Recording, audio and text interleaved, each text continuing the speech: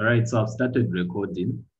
So in our previous mathematics video, we were able to get an introduction to mathematics. We understood a few terminologies in math about what numbers are, types of numbers, integers, odd numbers, prime numbers, etc.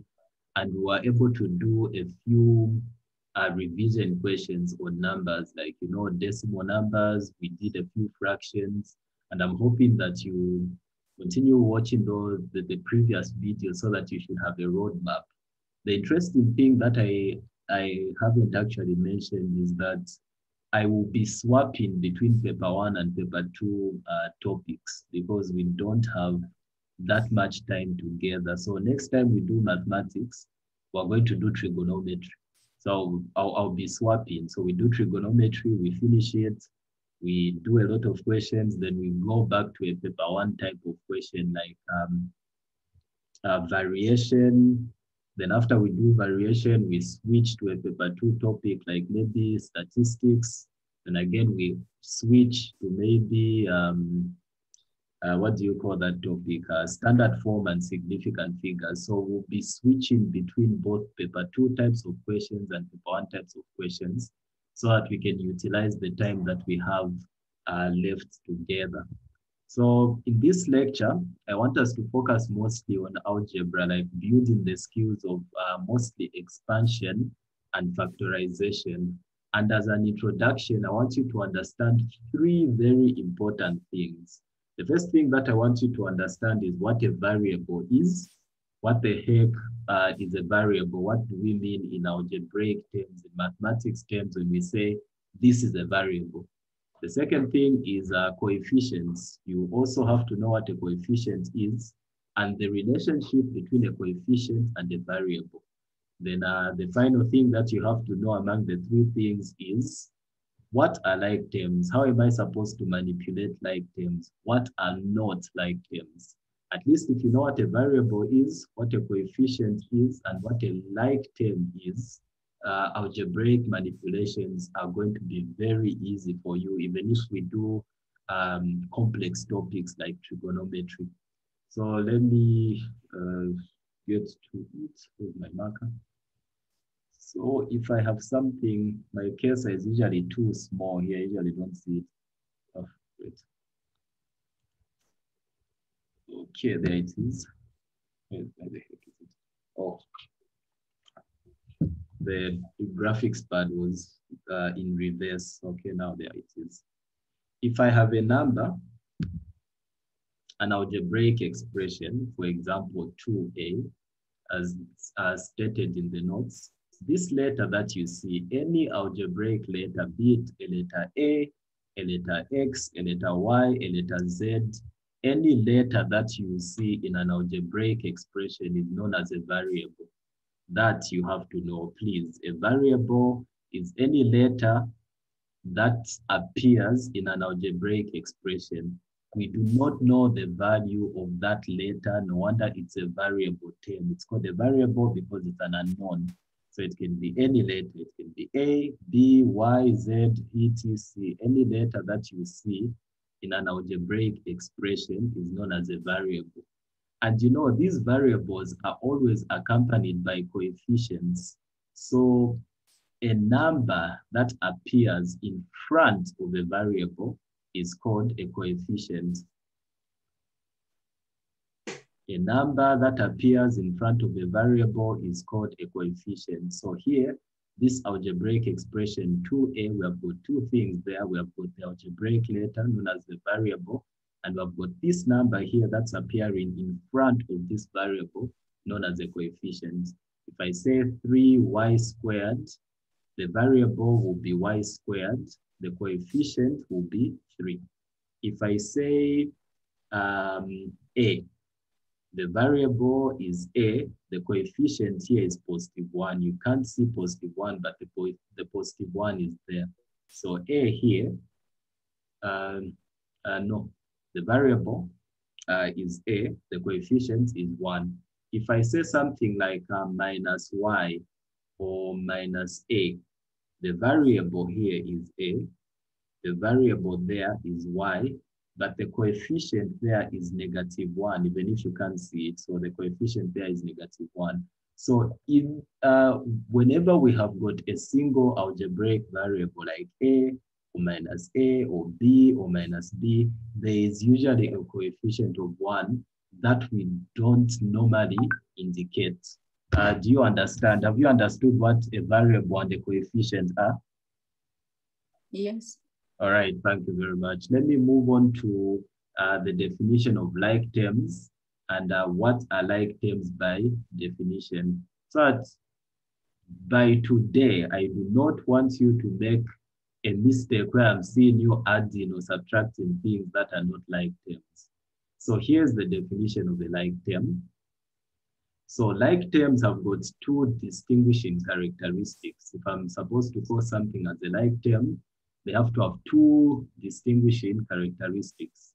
First of all, they have to have the same variable, extremely important for all like terms. All like terms have the same variable.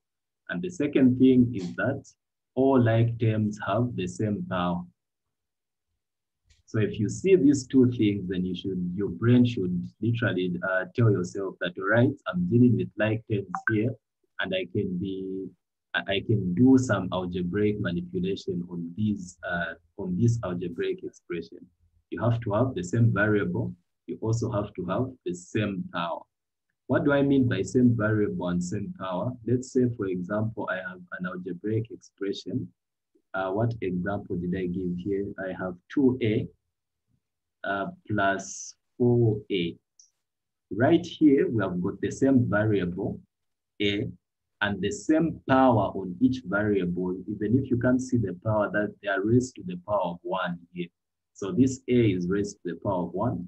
This a here is also raised to the power of 1. So they have the same variable, they have got the same power, meaning 2a, the coefficient doesn't matter. The integers, they could be -2, -4. The coefficient is an integer, it doesn't matter. It can either be positive or negative.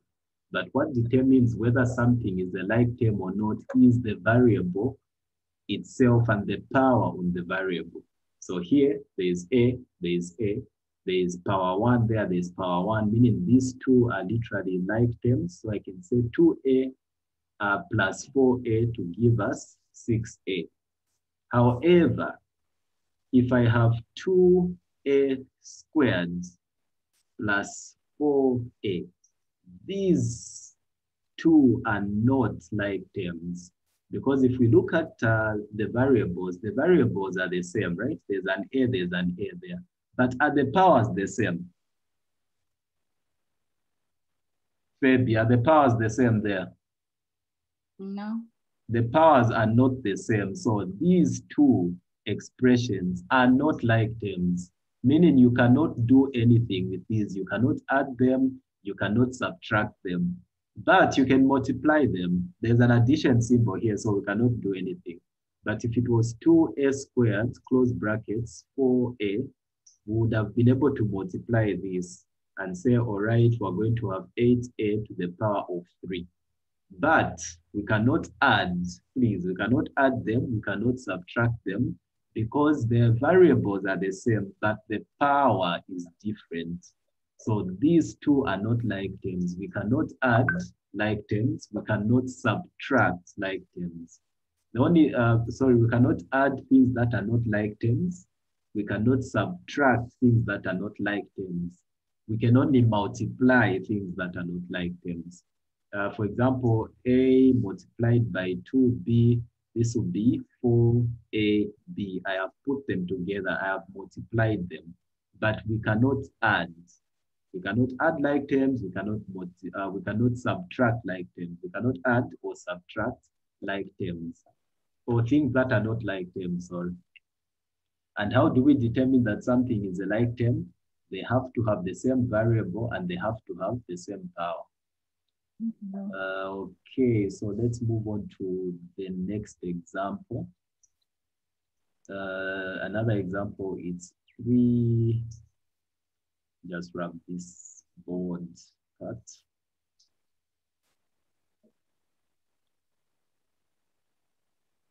The next, our next question will be this one: 3y squared plus 8y squared. So step one, do they have the same variable? Yes, they do. The same variable y. Remember, the variable is the letter, so they do have the same variable. Are they raised to the same power? There's y squared there, there's y squared. Yes, they are, meaning we do have like terms, meaning we can add this algebraic expression to give us 11y squared, and that would be the answer. What of this last one?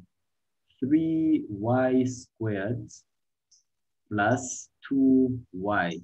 Can we do anything with this one? No. We cannot, right? Because they are not like terms. Excellent. The variable is the same. There is y there, there is y, but the power, this one's raised to the power of 2, this one's raised to the power of 1. So the powers there are very different, meaning these are not like terms. They are not like terms. Therefore, we cannot do any algebraic addition or subtraction there because of this addition sign there. So we just leave this the way it is. All right, I'm happy that you're following. Let's do some form of practice. I won't call these exam types of questions because we're going to see how exam questions look like when we do expansion and factorization. But these, I made these questions just for practice sake. So let us simplify the first one. We have got minus 3a squared plus 2a, excellent, plus a squared, right? So the first thing here, before we simplify, we have to collect like terms. We identify and collect like terms. And notice here, there is no equal sign. If you don't have an equal sign, nothing is crossing an equal sign. We're just moving the variables, the algebraic expressions, meaning their signs have to be the same. So let's identify the like terms, right? Is this one and this one, are they like terms? No. So what about this one and this one? Yes. They are like terms, right? So we have to be able to combine this one and this one. So we're going to say minus 3a squared plus a, or plus a squared plus 4a. We've collected like terms. So the only part that we have to do now is simplify this part.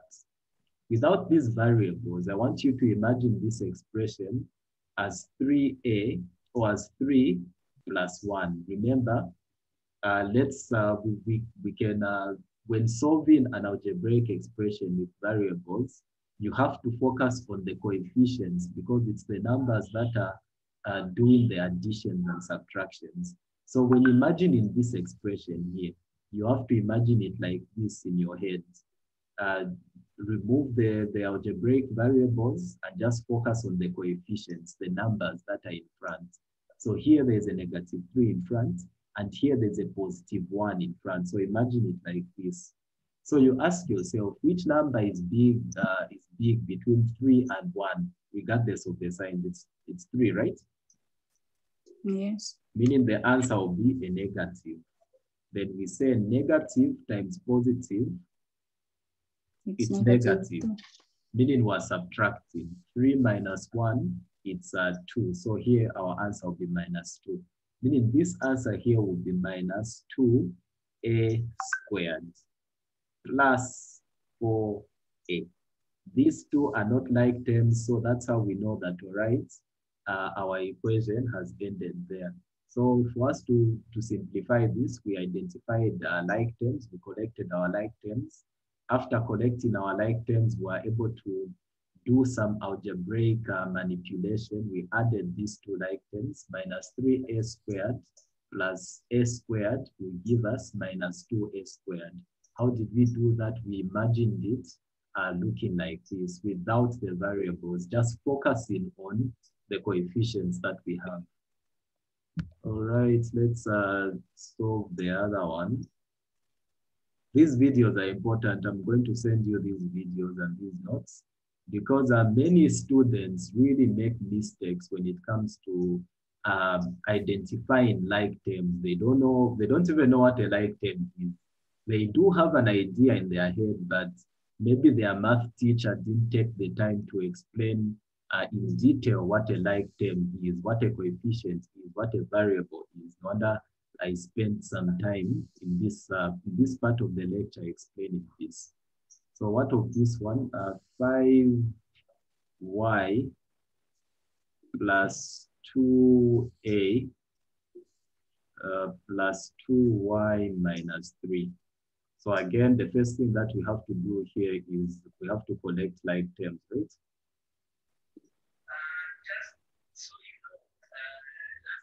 So the like terms that we're collecting here, we have got the 5y and the 2y, right? Because the variable is the same, the variable is y, and the power is the same. They are both raised to the power of 1. So the only like terms that we have here, it's 5y plus 2y plus 2a minus 3. These two are not like terms. So again, algebraic addition, we only focus on the coefficients. So we imagine it like 5 plus 2, which would be 7. So 5y plus 2y, it would be 7y. Y. Yes. Squared. Yeah. All right. Okay, so those are the 3 things that I wanted you to know in the beginning of this lecture. The first thing is, what's the difference between a variable and a coefficient? A variable meaning any algebraic letter, x, y, z, etc., and a coefficient being the number that's appearing in front of the variable. So the number or the integer, it could be negative or a positive. Then we say that for things to qualify as like terms, they have to have the same variable. The variable has to be the same. And also the power has to be the same. They have to be raised to the same power. We can move on. Yes. So the next part of our lecture is expansion and factorization. And we're going to start with the word expansion. So from now on, every time you see this word expansion, expansion means to remove brackets. Every time a question says expand and simplify, it means you have to be able to remove brackets. And for you to be able to expand, you have to be able to multiply by the first thing that you see outside the brackets. That's the entity, that's the digit that you're going to use to expand the expression. So let's do some exam questions. So now we're looking at exam questions. In terms of expansion and simplifying, we're going to start off with, let's start off with question 4. It looks simple because it's the actual basic definition of expansion. So we start off with question 4. It says 3p, open brackets, p plus 2. So to expand means to remove brackets. So the brackets that we have are this one and this one there. So the first thing that we have to do is that we have to remove the brackets. So how I like to expand so that I don't make mistakes, I use arrows, especially if you are just about to start learning mathematics, you're trying to practice, try to expand using arrows. It will be better for you to follow what you're doing.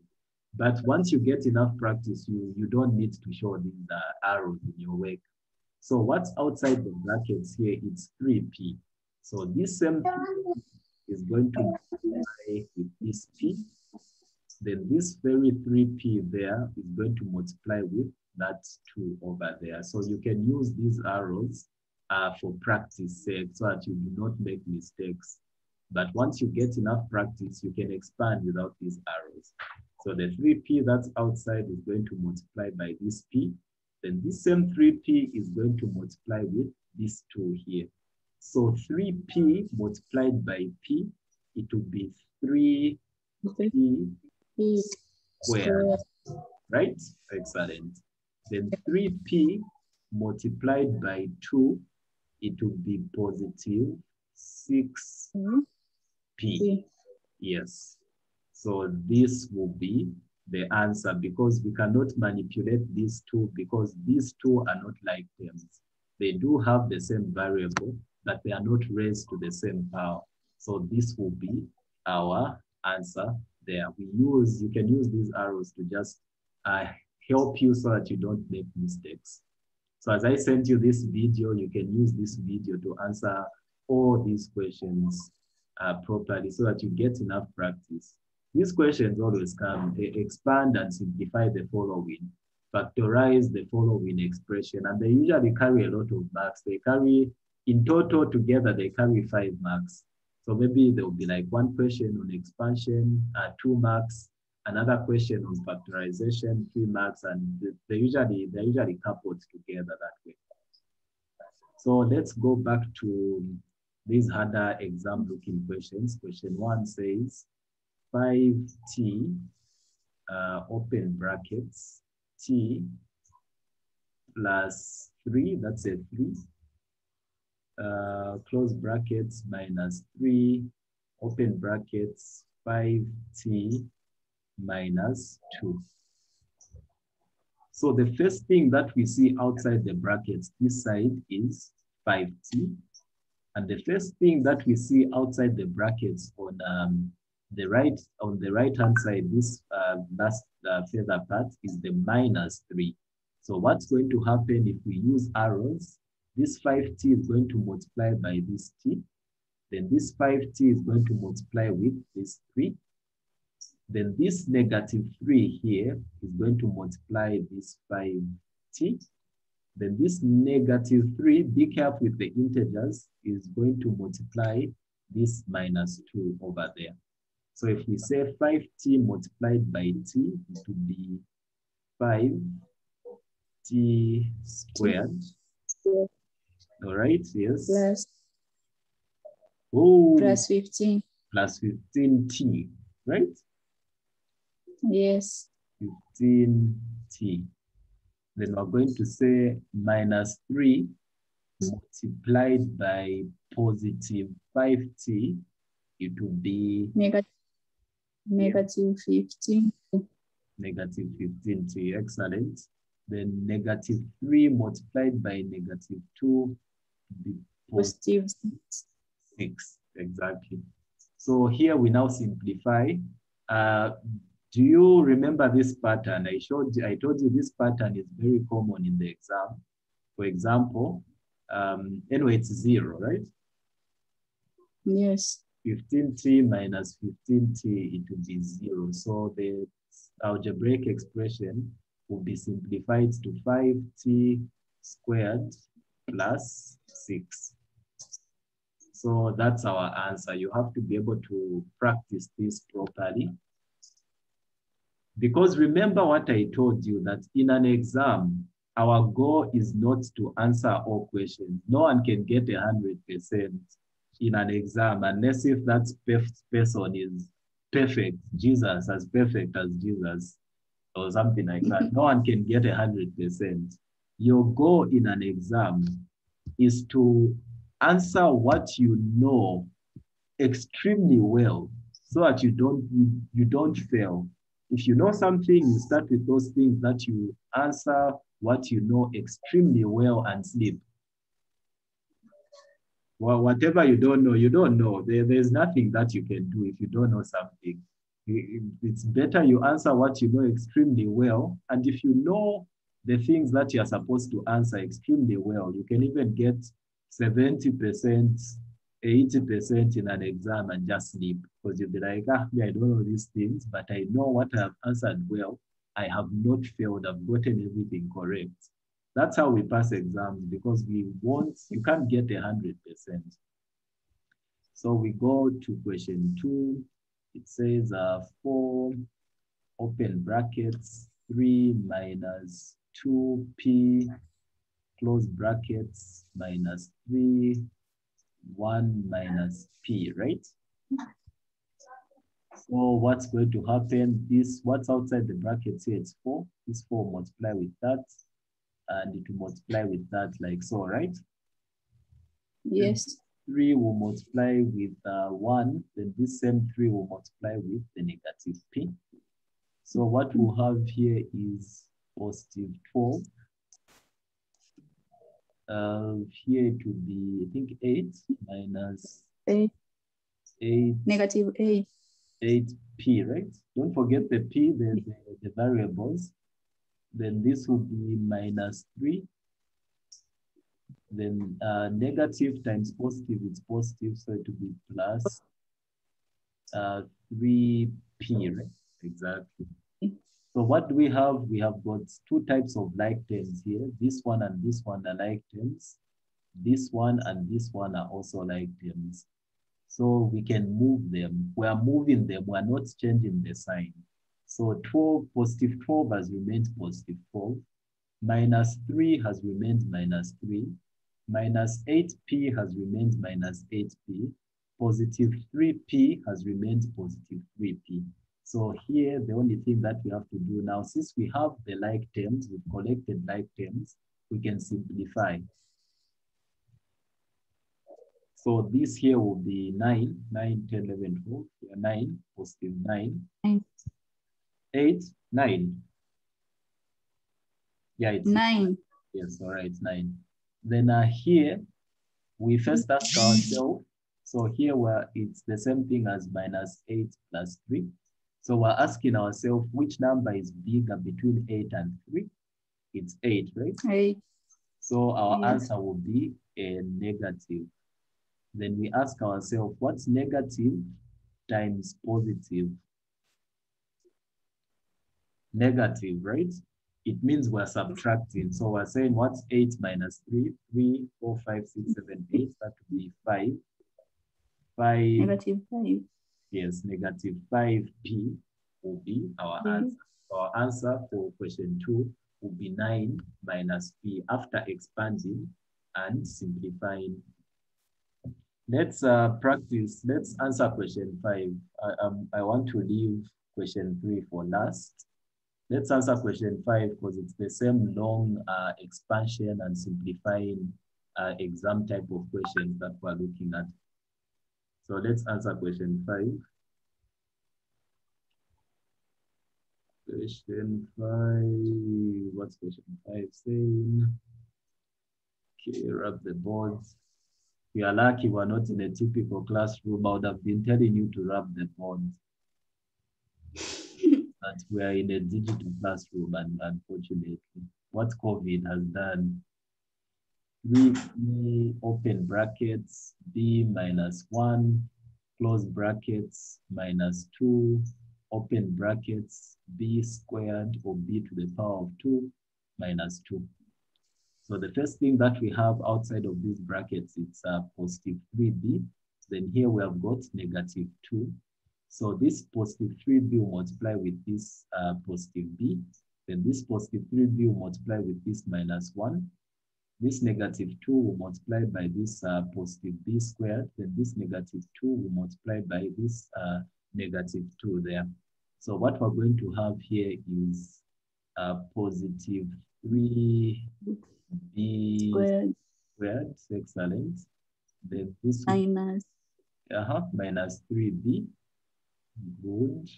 This would be minus 2b squared. Plus. Plus 4. 2 times 2, right? 2 times 2, it's 4. Now negative 2 times negative 2 to be positive 4. So the only like terms that we have are these two, right? Yes. Because they have the same variable and the same power, so it would be 3b squared minus 2b squared minus 3b plus 4. Oh, this one is interesting because of the final answer. So 3b squared minus 2b squared, it's b squared, right? Because it's like 3 minus 2, it's 1. So it will be b squared minus 3b plus 4. Have you seen this before, this notation? Yes. This is a quadratic equation. And I was saying it's interesting, a quadratic equation. So we're going to learn how to, the different types of quadratic equations and how to solve a quadratic equation using the square method and also using the difference of two squares and the formula minus b plus or minus root of b squared minus 4ac over 2a. So we can assign coefficients there and solve this quadratic equation using either the formula method or the difference of two squares. But the formula method always comes in the exam and it's worth 5 marks. So we're going to talk about that. Okay, I didn't know that this question will lead to a quadratic formula. Well, let's try to solve Question 3. question 3, all right? So before solving question 3, I'm going to introduce something known as the difference of two squares. So we'll solve question 3. I want to introduce a concept before we move on to factorization. So a squared plus b squared is equal to, open brackets, a plus b, close brackets, a minus b. So this here is the difference of two squares. So let's try to expand this so that you see what I mean. A plus b, close brackets, a minus b. So if you have a bracket multiplied by another bracket, here is how the arrows are going to move. So this a will multiply with this a. Then this very a here will multiply by this minus b there. Then we go to this one here. The b will multiply with this a. Then the b will multiply with this minus b there. So if we say a multiplied by a, it would be a squared. Then a multiplied by minus b, it would be minus ab. Then b multiplied by a, positive b multiplied by positive a, it would be plus ab. Then positive b multiplied by minus b, it would be minus b squared. This here is a pattern that you've seen. -1 plus 1, it's 0. -2 plus 2, it's 0. -3 plus 3, it's 0. It's a common pattern. So minus ab plus ab, it's 0. So our answer will be a squared, or a squared minus b squared. I made a mistake here. Is a squared minus b squared is equal to a plus b, close brackets, a minus b, all right? So that's how you expand a bracket using another bracket. You use this arrow notation. So let's go back to question 3.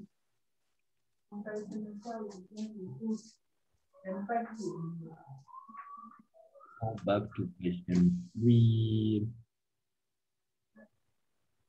We try using these same arrows to expand this expression. So what we are going to have here is, what's question 3? 3q minus r, q plus 2r, all right, something like that, right? So this arrow here, we're going to use the arrow. This 3q will multiply by this q. Then this same 3q will multiply with this positive 2r. Then minus r will multiply with this q. Then minus r will multiply with this 2r. So 3q multiplied by q, it will be 3q squared, right? Yes. Then 3q multiplied by positive 2r, it will be positive 6qr. Then minus r multiplied by q, it will be minus qr. I'm using qr. You can also say rq, but I'm seeing because of this, I've said qr there. So to be uniform, I'll say qr. Then minus r multiplied by positive 2r to be negative 2 squared. Squared. All right. So the only like terms that we have is this part here. Oh, this is another quadratic equation. So it would be 3q to the power 2, or not really a quadratic equation. 3q to the power of 2. This would be plus 5qr, because we're just subtracting. It's like 6 minus 1. So it's positive 5qr minus 2r squared. Excellent. So we end it here. All right. So that's how you expand. So every time a question says expand and simplify, what has to come to your mind is, oh, expand, meaning I'm removing brackets. So we are removing brackets every time we expand. Let's move on to the last part of our lecture, which is factorization.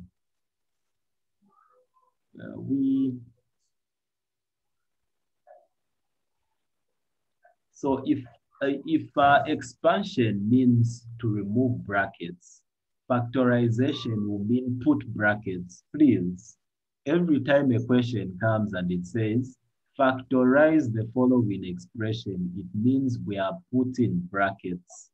And we have 3 steps that we follow when it comes to factorization. Step 1, we have to look for a common factor and or a common variable. So we are looking for a common factor. A factor is a number that can go into another number without leaving a remainder. So that's a factor that we're looking for. And a variable, at least you already know what a variable is. A variable is a letter in an algebraic expression. It can be A, B, C, X, Y, Z, etc. So we're looking for 2 things here before you factorize. Is there a number that can go into this one and this one, both of them without leaving a remainder? All right, okay. Do they have a common variable? Is there a letter that they have in common? So, right, okay, you discovered that. Then whatever you're going to make there, you have to divide the entire expression by that common factor and or common variable that you've made. If all else fails, if you have some squares, after identifying the factor, after identifying the variable, if you have some form of squares, you have to use the difference of 2 squares here. It says a squared minus b squared. Correct the notes there. It's a squared minus b squared is equal to a plus b, a minus b. So this part is okay. Just add a minus here. So it's a squared minus b squared is equal to a plus b, close brackets, a minus b. So let's try using what we've just learned to answer these questions. Oh, by the way, for question 4, I made a mistake. This will be homework. This has to be expand, and simplify. So over the long day holiday, over the long weekend, I want to see the answer to this. So remove brackets and then collect like terms and simplify. So let's factorize. And you just have to note that if you want to prove your answer, if you have time to prove your answer in an exam, an expression once factorized, if you expand it, if you put the brackets, once you remove the brackets, you have to return to the original expression. So an expression factorized, once expanded, it has to return to the original expression. So for example, let's try and factorize something very simple, non-examinable. The exam questions are question 2, 3, 5, and 6. So this question, I just put it so that we learn the steps for factorization. So factorize, we need to put brackets, 2a plus 6a. So the first question that you have to ask yourself is, do we have a common variable? There's an a there, there's an a there, right? So we get the a, Yeah. put it aside. We put it aside. Then the next question is, do we have a common factor? Is there a number that can enter into 2 and 6 without leaving a remainder? Yes, 2. 2, right? All right, we put that 2 aside. So what have we created here? 2a. So we're going to divide the entire expression by what we've created there, the combination between a common factor and a common variable. So we say divided by 2a there, divided by 2a. That cancels, we have 1. That cancels there. What are we going to be left with? 3. 3, right? Yes. Would be 4. So we'll have 2a, open brackets, multiplied by 4. Multiplied by 4. All right, this wasn't the best example. Not really the best example. Let's say, let me change it a bit. Let's add a square there. Yeah, let's say 2a. Yeah, let's add a square there. It will be the same thing. I created this question. I think it would turn out like this.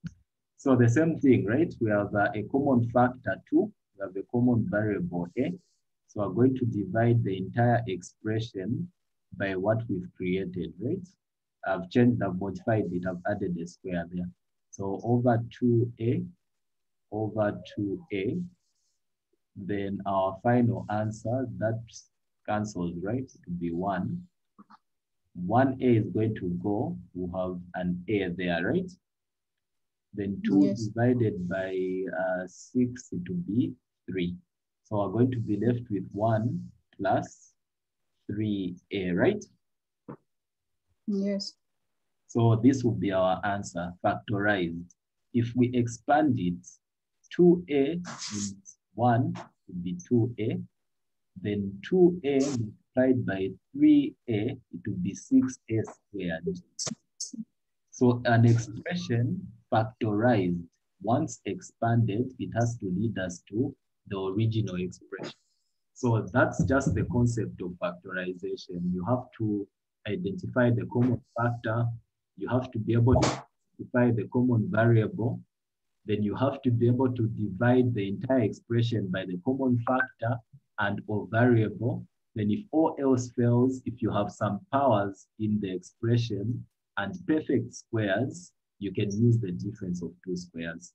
So let's try solving some exam questions so that you see what I mean when I say, all right, the difference of 2 squares, etc., etc. This question is coming. Expand the following expression, factorize the following expression. So if you know this properly, you already have 5 marks in the exam, which is a lot. It counts a lot. So question 2, factorize 5a squared minus 20, right? So the first 20, sorry. you, pardon? Oh, all right, okay. So the first thing that we are going to look for here is a common variable, right? There's an a there, Yeah. but there is no a there, so there's no common variable. But is there a common factor between 5 and 20? No. A number that can be divided into 5 and 20 without leaving a remainder, a factor. 5 itself. 5 itself, excellent. So we're going to put the 5 outside the brackets and divide the entire expression by 5. So we divide by 5 there, we divide by 5. Then we're going to be left with 5, open brackets, a squared minus 4. Is that okay? Yes. So because we have got this square here, and the square root of 4 is either positive 2 or negative 2, we can apply the difference of 2 squares here. So it says a squared minus b squared is equal to a plus b, open brackets, a minus b. So this can be simplified. We can say 5, open brackets. We get 1a, we put it like that. Then the square root of 4 is 2 plus 2. Then the other one has to be negative or negative 2. So this is the ending. of how we factorize this expression using the difference of two squares. So let's go through it. Step one, there was no common variable, but there was a common factor. The common factor was 5. So we put the 5 there. Then we divided the entire expression by 5. Then we got 5, open bracket, a squared minus 4. Then we realized that, we don't want this square here. Can we further factorize this using the difference of two squares? Yes, we can, because 4 has a square root there. The square root of 4 is either 2 or negative 2. All right, the difference of two squares has to be in this form. There has to be something that is positive there and something that's negative, like a plus b. The same thing, but it's like a mirror image. It's like a mirror image. This one is positive, the other one is negative, but it has to be the same thing. All right, so there are two a's here. So one a will go there, and the other a is going to go there. All right, the square root of 4 can either be positive 2 or negative 2. So this expression will be 5, open brackets, a plus 2, close brackets, a minus 2, and it ends there. Let's try solving another one that requires us to use the difference of two squares so that this information sinks in. Then as usual, just revise. I'm going to send you the notes and the lecture video so that you'd understand factorization in much more detail for the examiner's sake, for the exam's sake. So question 3, we have 5x squared minus 10x, right? You already see a variable, right? Yes. Which is? 5. 5 is the factor. So excellent. We have a factor. You've gone ahead of me. But we also have a variable, right? X. Remember, the variable X is the letter, right? So there's an X there, there's an X there. So we have a variable. And there is a number, a factor. 5 can go into 5. 5 can go into 10. So we divide, this one's simple. We divide the entire expression by what we've made there, which is 5x, right? Yes. So over 5x over 5x, 5x, open brackets, the 5 will go, 1x will remain with 1x. The x will go, 5 divided by negative 10, it will be minus 2. So this one ends there because we do not have an x squared there. So no using the difference of two squares. This one ends here. So every time you see there's like a power there, the question is telling you use the difference of two squares. But we've ended it there. No square meaning no difference of two squares. So let me just repeat this again. So we have a common variable there. There's an x. That explains this x there. We have a common factor, a number that can go into both 5 and 10 without leaving a remainder, which is 5. Then we divided the entire expression by 5x over 5x. The 5 cancelled there. The x cancelled there. We remain with 1x because there are two x's here, so we remain with this x. The 5 cancelled there. With 5 divided by negative 10, it's negative 2. Giving our answer as 5, open brackets, x minus 2. If we expand this would be 5x squared minus negative. So an expression once factorized, an expression factorized once expanded has to give us back our original expression. Let's solve the last two questions, then we can enjoy our long weekend. Just the final two questions. Final two questions. So question 4 is your homework. I made a mistake adding it there. It has to be expanded and simplified. So question 5, I'm sure question 5 will need the difference of two squares. 7x squared minus 63. So is there a variable. There's an x there, but there's no x there, right? So there's no variable. Yeah. But is there a factor that can go into 7 and 63 without leaving a remainder? Yes. 7, right? Yes. 7 can go into 63 nine times, I think. 9 times. 9 times 7 should be 63. So we have a common factor. So we put the common factor outside as 7, then divide the entire expression by that common factor. So we're dividing this entire expression by 7. We divide this entire expression by 7. So this would be 7, open brackets. This 7 will cancel. X squared minus 9. 9. Excellent, minus 9. So here we have this square here. So, all right, we have got 2 x's there. And we know the square root of 9, the square root of 9 is 3. So we have to have something that looks like a plus b, a minus b, something like that. So this is the difference of 2 squares. So I'm going to say 7 will have something like that. So I'm going to say, all right, there are 2 x's. I'm going to add 1 x there, and I'm going to add another x there. And I'm going to say the square root of 9 can either be positive 3 or negative 3. So that's how we use the difference of 2 squares. We have like mirror images of each other. So let me go through this question again. There was no common variable, but we have a common factor of 7, which we put outside.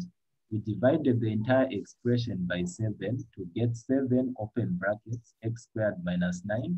We realized though there is this square here, we don't want this. So we use the difference of 2 squares. We put 1 x there, we put the other x there. Then we say the square root of 9 can either be positive 3 or negative 3, and this becomes our answer. 7, open brackets, x plus 3, close brackets, x minus 3. Let's solve the final question. Solve the final question.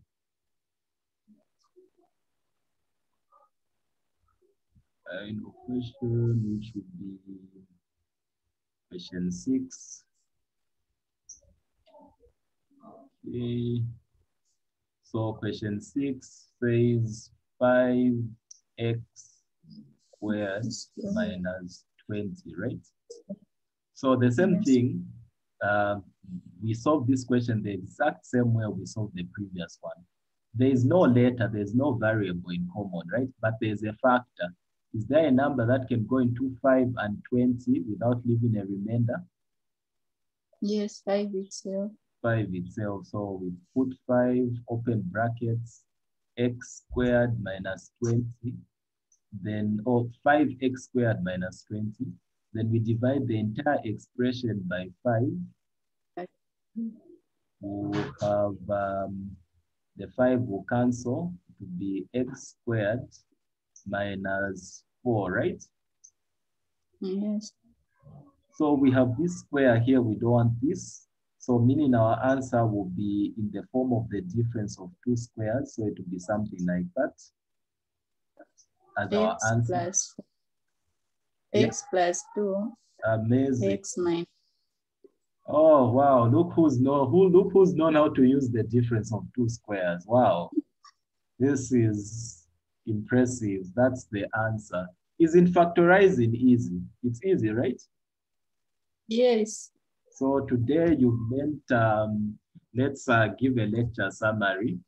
Today you've learned what a variable is, what a coefficient is, what like terms are, how to expand and simplify equations, expressions, and how to factorize expressions.